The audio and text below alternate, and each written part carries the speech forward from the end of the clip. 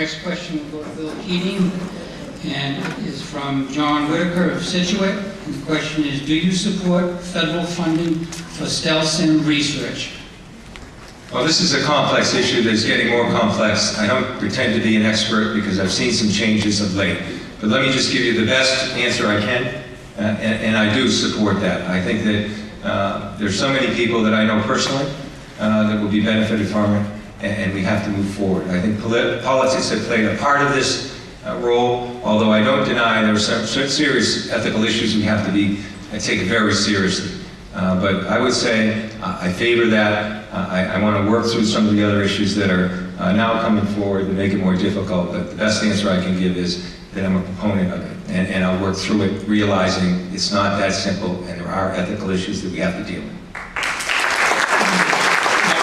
I'll read the question again for Laura. Do you support federal funding for stem cell research?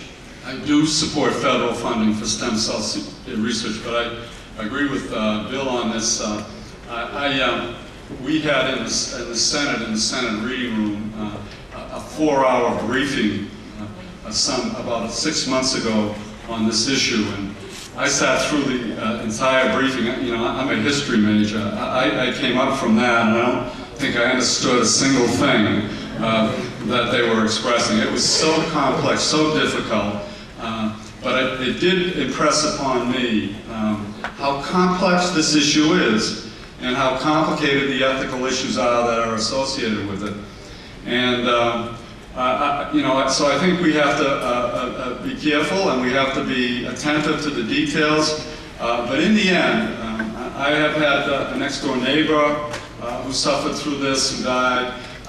You know, I understand the enormous opportunities that this might present, and I know there are the possibility of alternatives that science is now developing, and you know, I think that's a hopeful pathway. But in the end, you know, I would, at least for now, I would support federal funding in this area.